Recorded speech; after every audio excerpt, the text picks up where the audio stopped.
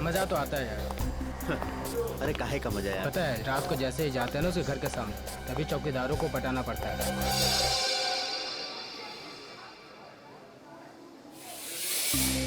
Madam आप यहाँ कैसे? तुम लोग क्या समझते हो? तुम लोग कुछ भी करते रहोगे और तुम्हारा कोई कुछ नहीं बिगाड़ सकता। मैडम हमने क्या किया? एक लड़की का जीना हराम कर रहे हो और पूछ रहे हो क्या किया है? टेढ़ी बात करोगे ना तो सीधा करना हमें आता है। क्यों कर रहे हो ये सब? मैम हम खुद नहीं गए उसके घर, वो खुद ही हमें बुलाती थी। हम पहले भी बता चुके हैं मैम आपको। और मैडम आपको जानना ही है तो आप जिया से बात करो ना, वो क्यों बुलाती है हमें? वो झूठ नहीं बोलती है।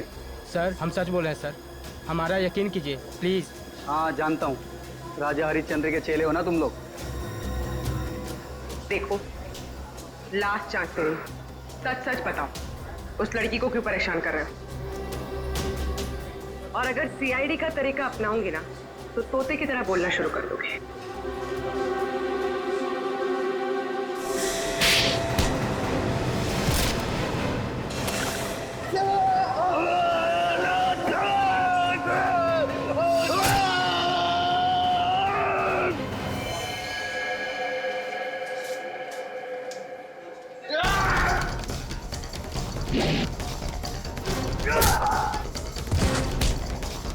लड़कियों को छेड़ता है।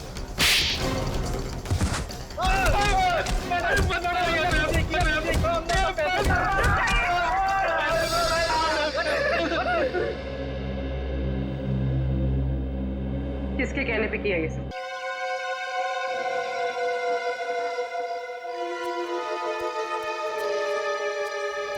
ये आदमी कर क्या रहा है अंदर? बाहर निकलने का नाम ही नहीं ले रहा। सो गया है क्या अंदर? कमाल के लोग, दूसरे के टाइम की तो कोई वैल्यू ही नहीं।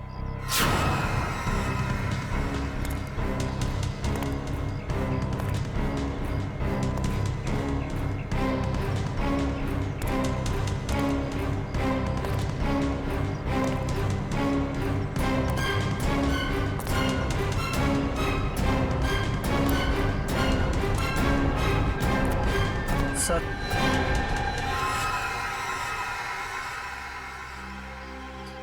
इतना लेट? ये सर्विस है तुम्हारे रिजॉर्ट की? सॉरी सर, आपने कैची मांगी थी वो तो नहीं मिली, चाकू लेकर आया, इससे काम हो जाएगा। तो ब्लडी लाउजी पीपल, 10:30 हो गए, मीटिंग्स करनी है, अपॉइंटमेंट्स है, और अंदर ये आदमी बैठ के धरना दे रहा है। सर आप अंदर नहीं जा सकते सर। हेलो भैया, सुन रहे हैं आप? ओ भाई साहब जल्दी कीजिए, मुझे लेट हो रहा है। शराफत नाम की भी कोई चीज होती है, घर ही बनाकर बैठ गए हो। इग्नोर करने की भी हद होती है यार। अरे सुनाई दे रहा है कि नहीं आपको कुछ?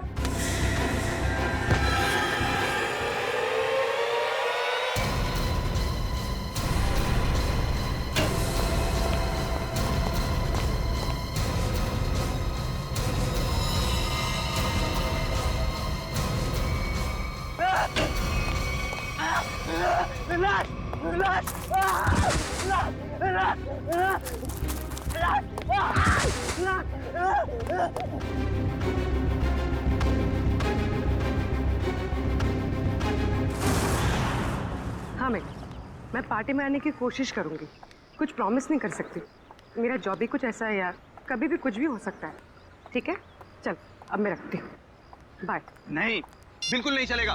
रात को 1 बजे 2 बजे कोई भी कभी भी आके चले जाएगा। जवान लड़की के घर में रात के टाइम में किसी लड़के का आने का मतलब हम अच्छी तरह से जानते हैं। क्या चल रहा है यहाँ पे? हाँ और ये रो क्यों रही है? आप इनसे ही पूछिए ना, इसने क्या चाला रखा है यहाँ पे। देखिए मैडम, ये सोसाइटी है और हम सब फैमिली वाले हैं, और ये कैसी कैसी हरकतें करके रखी हैं यहाँ। हरकतें? आपका क्या मतलब है? इसका मतलब ये है कि ये दोनों लड़के रात बिरात इसके घर आते हैं, दरवाजा खटखटाते हैं, शरारत करते हैं। और तुम एक बात कान खोलकर सुन लो, तुम यहाँ से खुद से चली जाओ, नहीं तो हम सब मिलकर तुम्हें जबरदस्ती यहाँ से निकाल देंगे। एक मिनट, शांत हो जाइए आप लोग। कौन है ये लोग? मुझे नहीं मालूम कौन है ये। 2 दिन से मेरी रूम पार्टनर नहीं है और ये लोग रोज रात को आके मुझे तंग करते, जबकि मैंने इनको कभी देखा भी नहीं है। देख जिया, झूठ मत बोल। तू ही हमें बुलाती है और अब पहचानने से मना कर रही है। हाँ, कसम से हमेशा खुद ही फोन करके बुलाती है ये हमें। देखो, झूठ मत बोलो, मैं तुम लोगों को नहीं जानती हूँ। पता नहीं ये लोग मुझे क्यों बदनाम कर रहे हैं। देखो, झूठ और सच का फैसला कहीं और जाकर करना, समझी? गुप्ता जी, इस बात का फैसला अभी कीजिए आप, और अगर आपसे भी नहीं होता है तो हम सब मिलकर इस लड़की का कमरा खाली कर देंगे। प्लीज सर, ऐसा मत कीजिए। देखो, मैं तुम्हें भाड़े पे एक घर देने के वक्त कहा था ना, हमारे सोसाइटी का रूल बहुत सख्त है। क्या बोला था ना? बोला। प्लीज सर, इसमें मेरा कोई कसूर नहीं। फिर भी 2 दिन में मेरी रूम पार्टनर आ जाएगी, तब मैं अपना सारा सामान यहाँ से शिफ्ट कर लूंगी। ओके, 2 दिन का टाइम देता हूँ, लेकिन 2 दिन में रूम खाली हो जाना चाहिए, समझी? तुम दोनों भागो यहाँ से। अरे चलो निकलो। ठीक है जिया, ये तूने अच्छा नहीं किया। हाँ, पहले खुद ही हमें बुलाती है और फिर इंसल्ट करती है। कमाल है यार। चल चल। जिया, रोम, अगर तुम बेकसूर हो तो सच सामने आ जाएगा। तुम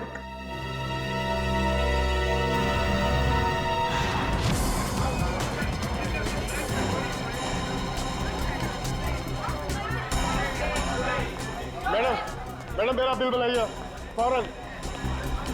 सुनिए जरा शांत हो जाइए। देखिए, यहाँ पर खून हुआ है। जब तक हमारा इन्वेस्टिगेशन पूरा नहीं होता कोई ये होटल छोड़कर नहीं जाएगा। मैडम आप भी ध्यान में रखिए, कोई भी गेस्ट नहीं जाएगा यहाँ से, समझे?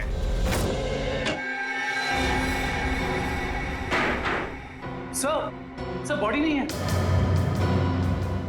बॉडी नहीं है? ये कैसे हो सकता है? बॉडी गई कहां? बॉडी कैसे गायब हो गई? कैसे हो सकता है? और सर, अगर किसी ने मर्डर किया है और अगर वो बॉडी ले गया तो फिर ये सिर क्यों छोड़ गया? वही तो, अगर सिर यहां छोड़ा और लाश कहीं पर लेकर गया तो कोई ना कोई निशान तो होने चाहिए था।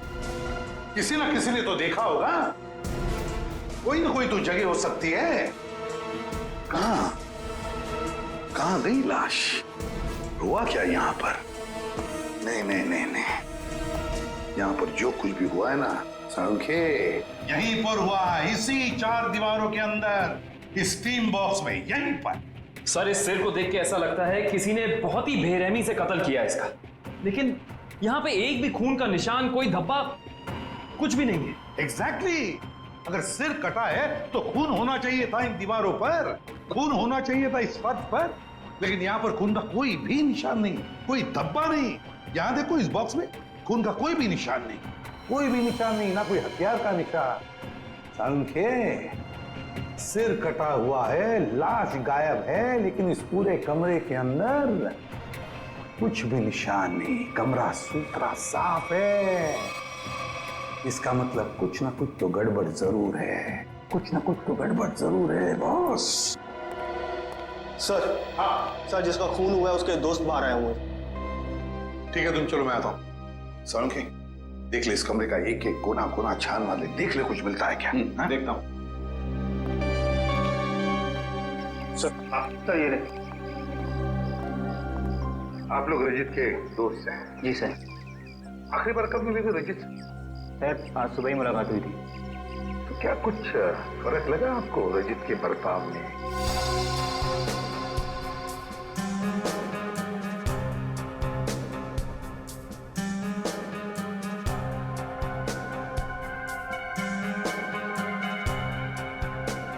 सर, ऐसी तो कोई बात नहीं है। इनफैक्ट हम जिम से साथ में ही आ रहे थे, कॉरिडोर में मेरी उससे बात भी हुई। बहुत फ्रेश और बहुत खुश लग रहा था वो। अरे रजित, कैसी रही तुम्हारी मसाज? हाँ, हल्का महसूस कर रहा हूँ। सेमिनार के लिए आए पर ऐसा लग रहा है वेकेशन के लिए आए हैं। मुझे लगा तुम वाकई में वेकेशंस के लिए ही आए हो। अरे कहीं सेमिनार में सो मत जाना। नहीं, मैं आधे घंटे के लिए स्टीम बात कर लूँ, फिर टॉक्सिन्स भी क्लीन हो जाएंगे और मैं फ्रेश भी लगूंगा।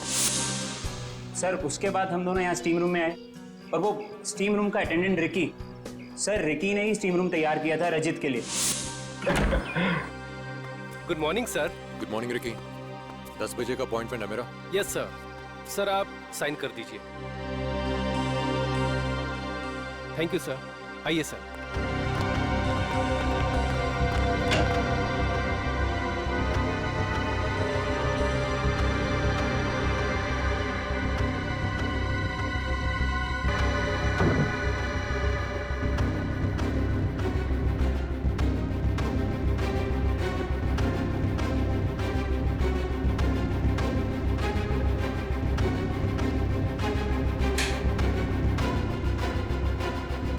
कितना टाइम लगेगा? सिर्फ 25 मिनट।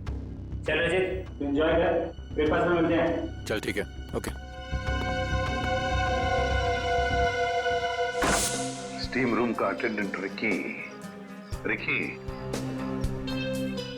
ये स्टीम रूम का अटेंडेंट रिकी कहाँ है? जरा बुलाओ उसे।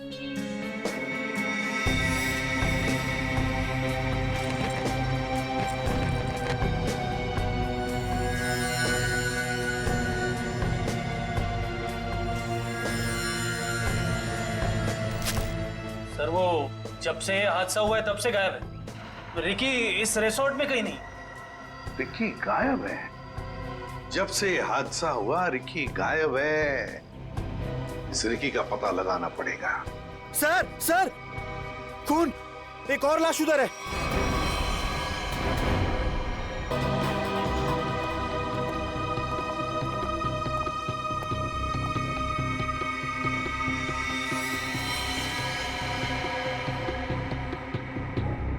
छाती में 2-2 वार किए हैं। सर काफी गहरा है, पूरी ताकत से बात करेंगे। हाँ,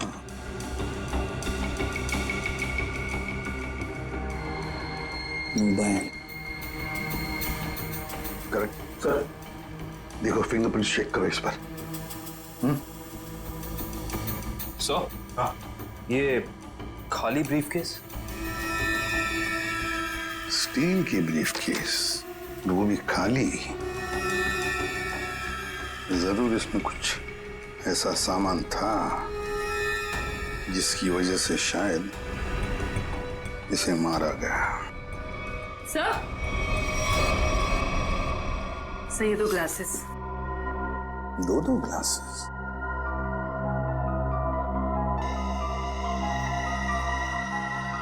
लिपस्टिक वगैरह के तो कोई मार्क नहीं, लेकिन एक बात तो पक्की है कि यहाँ पर इसे मिलने कोई आया तो था जरूर। कोई ऐसा आदमी जिसे शायद जानता था, जरूर जानता होगा उसे। क्या नाम क्या था इस गेस्ट का? सर विनय नाम था इनका और यहाँ पे होने वाले सेमिनार के लिए आए थे। विनय, तो इससे मिलने अगर जो भी कोई आया होगा उसका रिकॉर्ड तो हमें रिसेप्शन से मिलेगा ही ना? जी सर।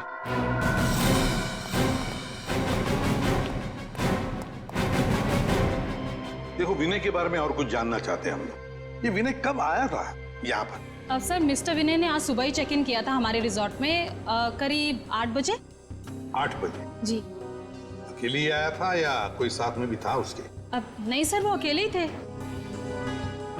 उनके रूम में कोई बाहर से विजिटर आया था?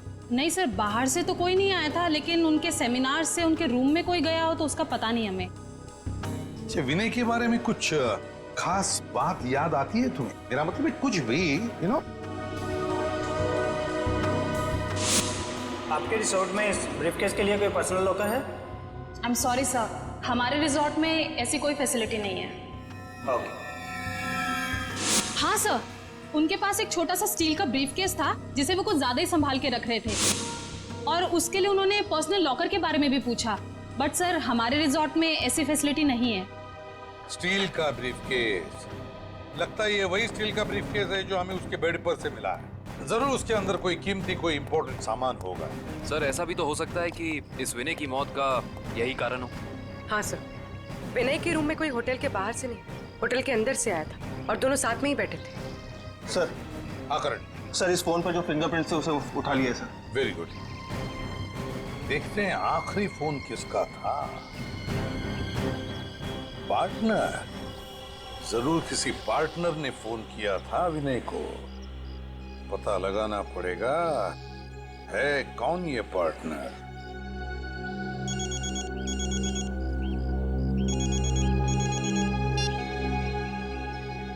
हेलो। हाँ, तुम आज से ही काम शुरू कर दो, ये जरूरी है।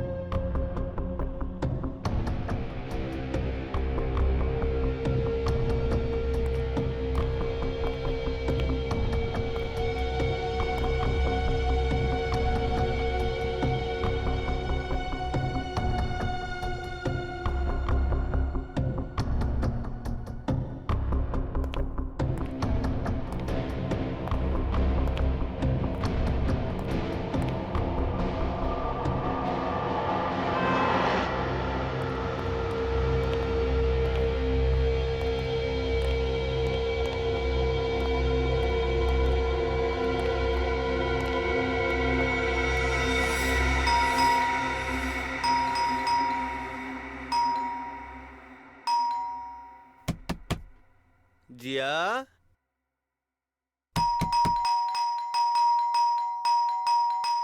दरवाजा खोलो जिया।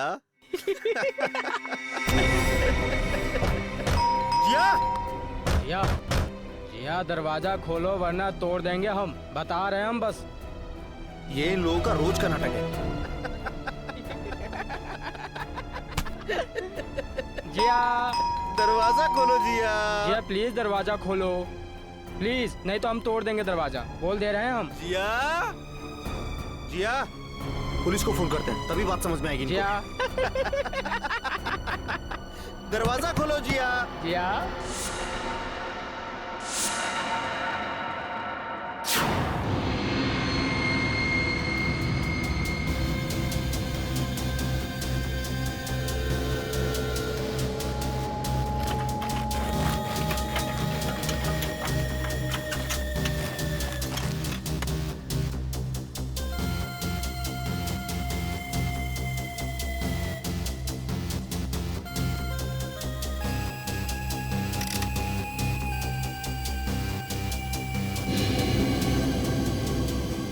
सर।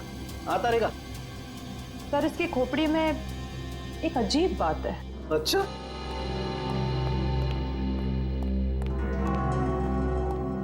क्या अजीब बात है?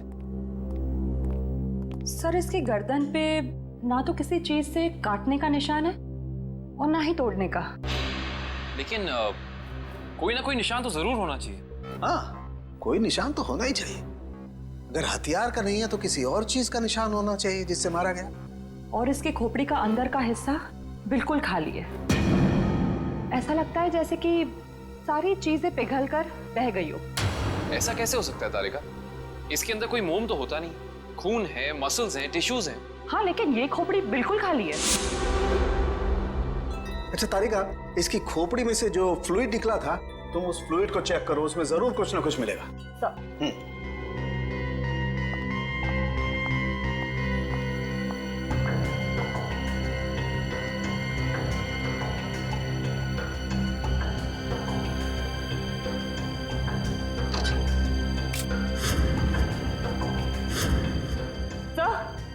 ये देखिए,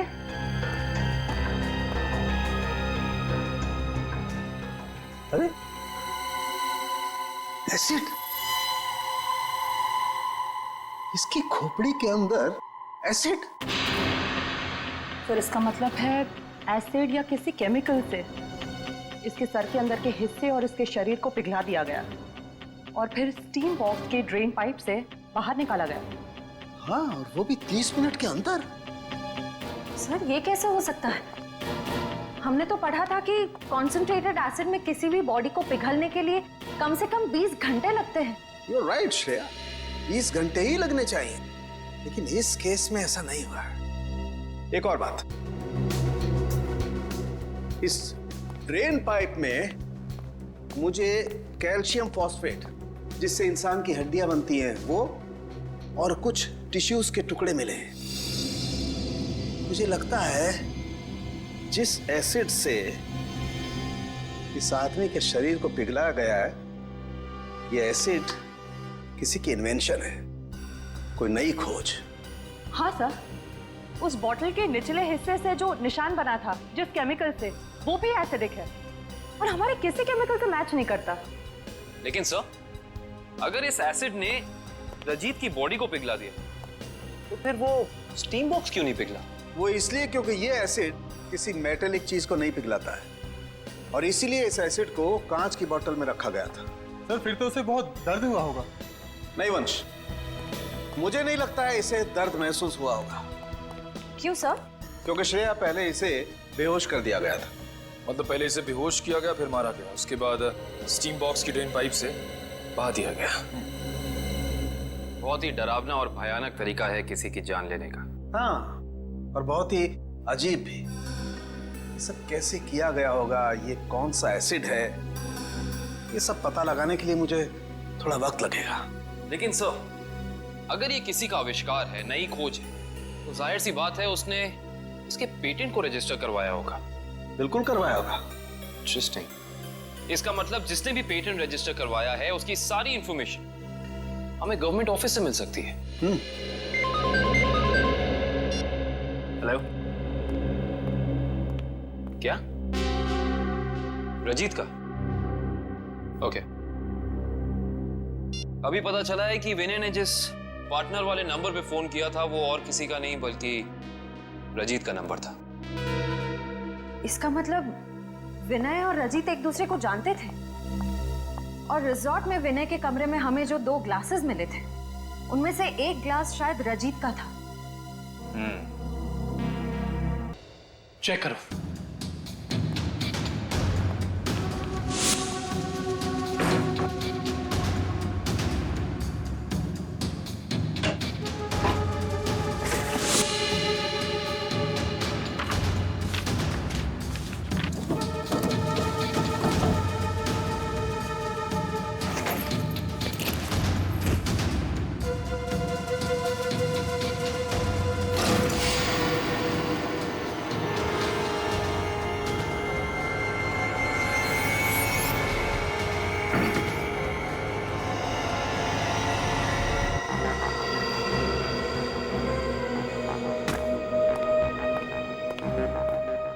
ये बॉटल देखो, इसका नीचे का हिस्सा बिल्कुल वैसे ही है जैसा निशान हमें रिजॉर्ट के स्टीम रूम में मिला। तो इस केमिकल से रिकी ने रजीत की बॉडी पिघलाकर उसका खून कर दिया है। हाँ, लेकिन एक स्टीम रूम का अटेंडेंट किसी को इतनी चालाकी से नहीं मार सकता। ये उसके दिमाग का काम हो ही नहीं सकता। कोई है जो उससे ये करवा रहा है। कौन करवा सकता है ये सब? इसका जवाब तो रिकी देगा। हाँ, और उसके लिए रिकी का मिलना बहुत जरूरी है। चलो बाहर लोगों से पूछते हैं, शायद उसे जाते हुए किसी ने देखा। एक्सक्यूज मी, आप लोग सब यहीं आसपास रहते हैं? जी जी। ये वो रिकी रहता है यहाँ पे, आप लोग उसे जानते हैं? आज आपने उसे देखा? हाँ सर, मैंने देखा उसे। बड़ी जल्दी में लग रहा था और एक बैग भी था उसके हाथ में। अच्छा, यहाँ से किस तरफ गया था वो? सर उस तरफ। उस तरफ? हाँ सर, एक ट्रक आया और रिकी उस पे बैठ के निकल गया। थैंक यू, चलो उस डायरेक्शन में देखते हैं।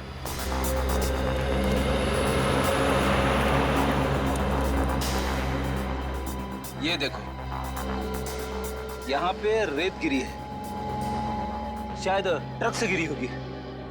इसका मतलब जिस ट्रक में रिकी गया वो ट्रक बिल्डिंग मटेरियल लेके जा रहा था। यहाँ आसपास कुछ कंस्ट्रक्शन चल रहा है, ढूंढना पड़ेगा।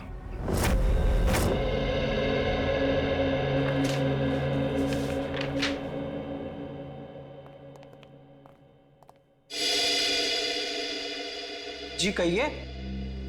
सीआईडी। सीआईडी? जी।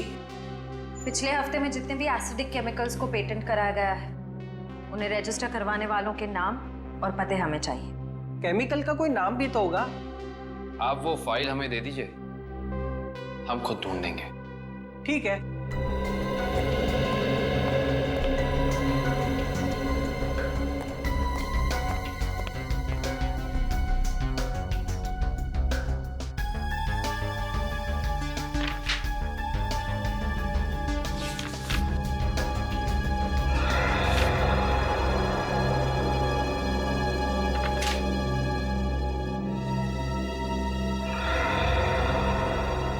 ये देखो, ये एसिड हाइड्रोवर्क्स नाम की एक कंपनी ने रजिस्टर कराया है और इस कंपनी के मालिक हैं रजित और विनय। इसलिए विनय के सेल फोन पे रजित का नंबर पार्टनर के नाम से सेव था। रजित अपने खोज से मरा और उसका पार्टनर विनय एक बंद कमरे में मरा हुआ मिला। इंटरेस्टिंग। ये केस तो और भी ज्यादा उलझता जा रहा है। नैना जी, हमें भी बहुत दुख है विनय की मौत का। हम आपका ज्यादा वक्त नहीं लेंगे। हाँ, लेकिन आपसे थोड़ी जानकारी चाहिए हमें। मुझे तो अभी भी समझ नहीं आ रहा कि विनय से किसी की क्या दुश्मनी हो सकती है। बेहद शरीफ और मिलनसार इंसान थे मेरे विनय। अच्छा, ऐसा कोई हादसा या कभी उनकी किसी के साथ कोई तू मैं हुई हो या कोई दुश्मनी, कुछ याद है आपको? दुश्मनी तो कोई नहीं थी, पर हाँ, कुछ दिनों से उन्हें कुछ धमकी भरे फोन जरूर आ रहे थे। धमकी? कौन थे ये लोग? मालूम नहीं, पर मैंने बहुत समझाया उन्हें कि उन्हें जाके पुलिस में कंप्लेन कर देनी चाहिए, पर उन्होंने मेरी एक ना सुनी। कहते रहे कि कोई मजाक कर रहा होगा। सीरियसली लिया ही नहीं इस बात को। नैना जी, आप हमें हाइड्रोवर्क्स के बारे में क्या बता सकती हैं? हमारी इंफॉर्मेशन के हिसाब से विनय और रजीत दोनों पार्टनर्स थे और इन दोनों ने मिलकर एक बहुत ही खास केमिकल की खोज की थी। देखिए, मैं बस इतना जानती हूँ कि वो दोनों साथ में काम कर रहे थे, बस। देखिए नैना जी, उसी केमिकल का इस्तेमाल करके पहले किसी ने रजीत को और फिर विनय को मार डाला। ऐसा कैसे हो सकता है? वो केमिकल तो विनय अपने साथ लेकर जाने वाले थे एक ब्रीफकेस में। उन्हें सेमिनार में कुछ पेपर सबमिट करने थे और वही उन्हें रजित से भी मिलना था। अच्छा नैना जी, क्या पहले कभी ऐसी कोई घटना हुई है जिससे हमें कोई सुराग मिल सके? ऐसा कुछ खास तो नहीं, पर हाँ, कॉलेज के दिनों में जब वो जूनियर कॉलेज में पढ़ते थे तब कुछ तो केस हुआ था जिसकी वजह से उन्हें कॉलेज से रेस्ट्रिकेट कर दिया गया था। अच्छा, वो केस क्या था, कुछ उसके बारे में पता है आपको? देखिए, मैं ज्यादा कुछ नहीं जानती, पर बस इतना पता है कि कुछ तो केस हुआ था जिसकी वजह से उन्हें रेस्ट्रिकेट कर दिया गया था बेवजह। कौन सा कॉलेज था ये? GRN college. Thank you. Vinay और रजीत के खून का इस कॉलेज की घटना से क्या संबंध है, पता करना पड़ेगा।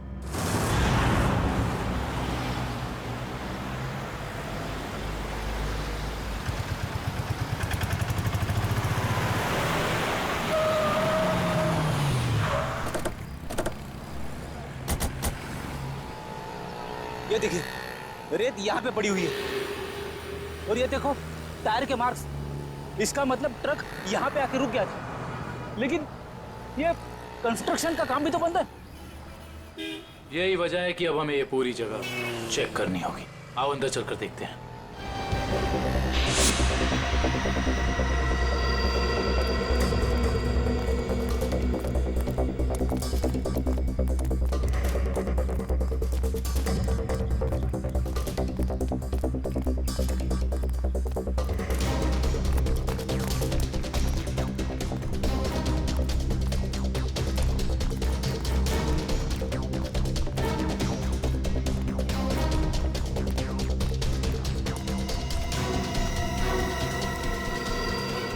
सर, रिकी यहाँ पे है।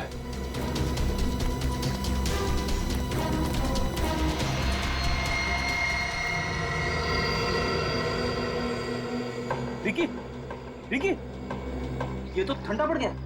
हाँ सर, इसकी स्किन भी कड़क हो गई है। पहले इसे हॉस्पिटल पहुंचाओ।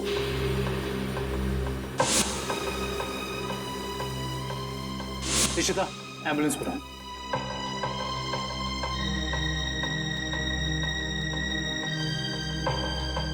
इसके शरीर पे जेल जैसा कुछ लगा हुआ है, जिसकी वजह से इसका शरीर अकड़ गया होगा। और ये देखिए, आसपास के पत्थरों पे भी जेल जैसा ही है। ये देखो,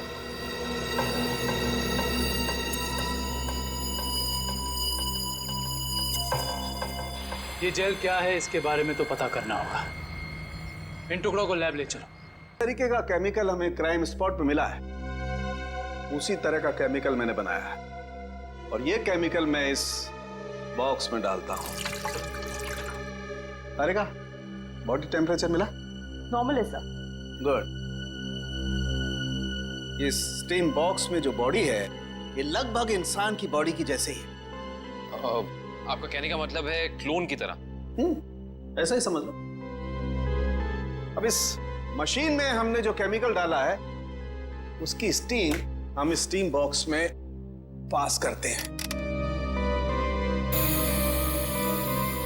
लगभग 30 मिनट तक हम स्टीम पास करते हैं, उसके बाद देखते हैं क्या होता है।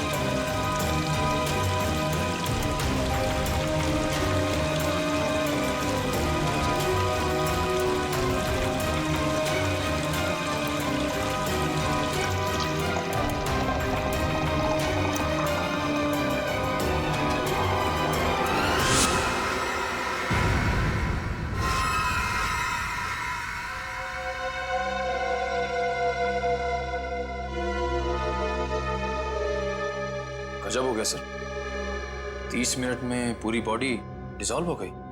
हाँ निखिल, ये केमिकल बहुत पावरफुल है।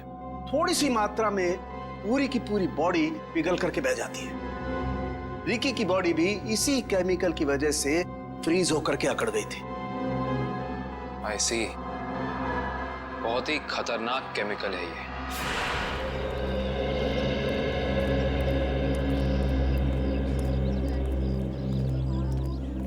एक्सक्यूज मी, हम लोग सीआईडी से 2005 के केस के सिलसिले में आपसे थोड़ी पूछताछ करनी थी।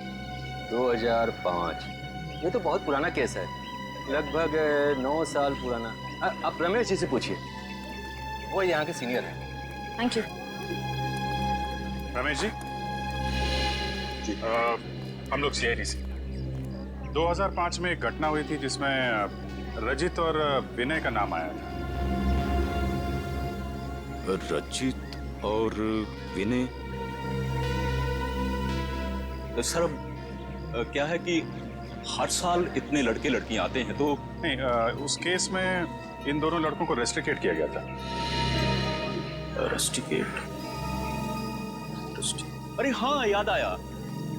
उस साल कॉलेज के एक स्टूडेंट की मौत हो गई थी और इन दोनों लड़कों का नाम भी उस केस से जुड़ गया था। काफी बवाल हुआ था। ये स्टूडेंट कौन था और उसकी मौत कैसे हुई? मैडम, बहुत अजीब तरीके से हुई थी। ये किस्सा लेबोरेटरी में हुआ था।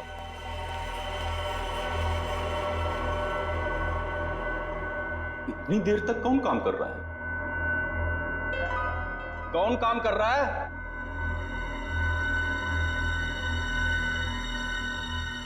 अरे भाई, खोगे का काम में जवाब तो दो, कब तक काम करोगे?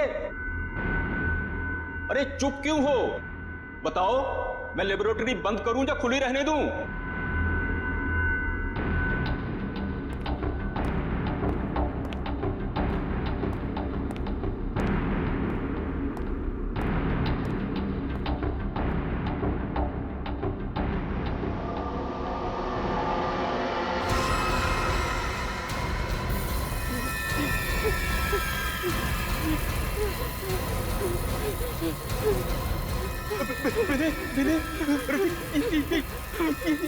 ये देखो संपत को क्या हो रहा है? सर बचाइए इसे, प्लीज सर बचाओ इसे। सर देखिए ना संपत को क्या हो रहा है। सर देखिए ना। क्या कुछ करो भाई। सर क्या हो रहा है देखिए ना। सर बहुत भयानक था वो, ऐसा मैंने पहले कभी नहीं देखा था। एक आदमी खड़ा था और खड़े खड़े पिघल गया। संपत नाम था उसका, पुलिस केस भी हुआ था और विनय और रजित को रस्टिकेट किया गया था। इस केस से जुड़ी सारी फाइलें चाहिए। हेलो, कहाँ? कौन से रेस्टोरेंट? ठीक है, मैं पहुंचती हूँ, नजर रख रहा हूँ।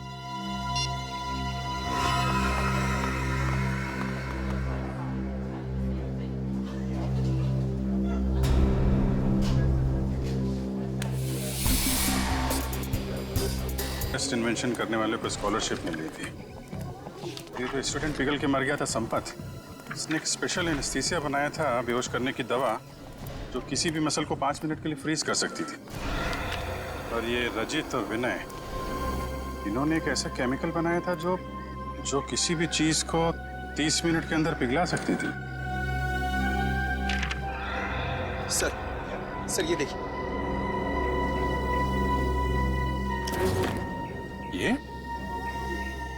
ये भी उस वक्त कॉलेज में था और ये बात उसने हमसे छुपाई।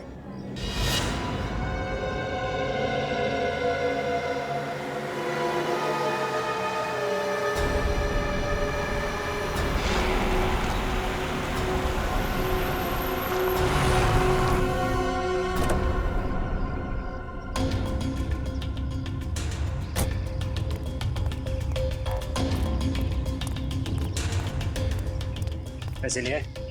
हाँ, ये देखो।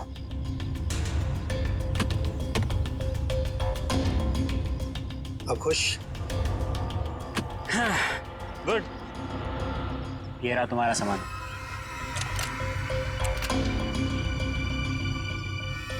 तो ये है दुनिया का सबसे बड़ा आविष्कार, जो अब मेरा होगा। बिल्कुल तुम्हारा है। Thank you. वेलकम।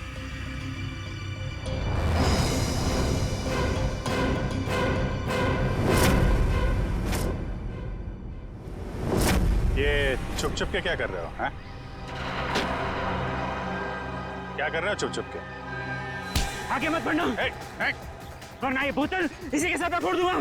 मत बढ़ना आगे, कह रहा हूँ आगे मत बढ़ना, नहीं तो ये मारा जाएगा। तुम यहाँ से जा नहीं सकते हो, छोड़ो उसे। आगे नहीं बढ़ना। कहा ना, मैं झूठ नहीं बोल रहा, झूठ नहीं बोल रहा मैं। पीछे रहो, आगे मत बढ़ना।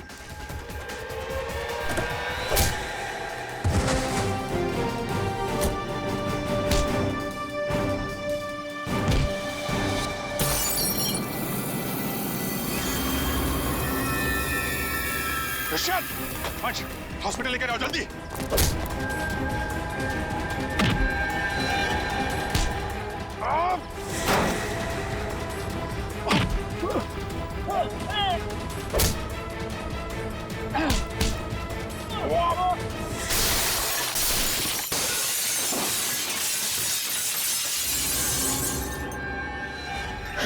हाँ, मैं नहीं मारा उसे। विनय और रजित के केमिकल का इस्तेमाल करके मैंने संपत को लैब में मार डाला। अरे तेन, तुम यहाँ क्या कर रहे हो? और संपत के बनाए हुए केमिकल पर अपना नाम डालकर मैंने उसे भेज दिया। क्यों किया तुमने ऐसा? मुझे पैसों की जरूरत थी। मेरे खर्चे पूरे नहीं पड़ रहे थे। और जब मुझे पता चला कि संपत ने एक ऐसे केमिकल का आविष्कार किया जिससे बॉडी फ्रीज हो जाती, उसकी इंटरनेशनल मार्केट बहुत ज़्यादा थी। उससे वो केमिकल हासिल करने के लिए मैंने उसे भी मारा। रजित और विनय को उन्हीं के खोजे हुए केमिकल से मार दिया और केमिकल बेच के पैसा कमाना चाहते थे, क्यों? हाँ। और इसमें वो स्टीम रूम का अटेंडेंट रिकी, उसने तुम्हारी मदद की थी। हाँ, लेकिन मैंने उसे पैसे दिए थे। इस बॉटल का सारा केमिकल स्टीम बॉक्स में डाल देना। जैसे ही काम खत्म हो जाए इस बॉटल को गायब कर देना। चलो। हाँ, समझ गया। चलो निकलो। मैंने पहले विनय को मारा।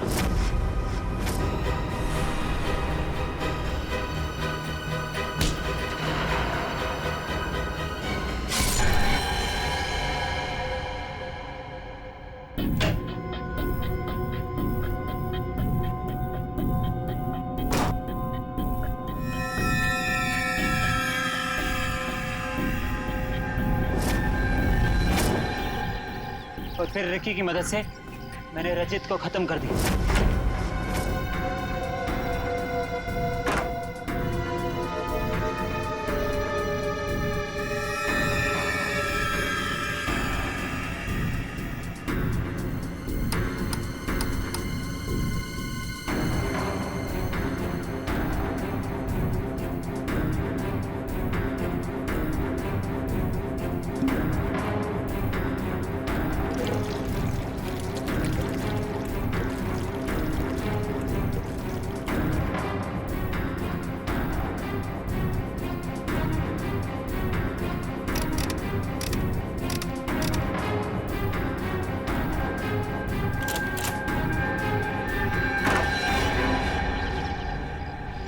रिकी तो तुम्हारा साथी है ना, फिर उसे मारने की कोशिश क्यों की तुमने? रिकी मुझे ब्लैकमेल कर रहा था। मैं सोच रहा हूँ कि जुबान भी कितनी कीमती चीज है, अगर फिसल जाए तो करोड़ों का नुकसान करा दे, इज्जत गवा दे, फांसी चढ़वा दे। मतलब? वो केमिकल की बोतल मेरे सीने में 2 मर्डर्स के राज बहुत ज्यादा है। जुबान जेल नहीं पाएगी,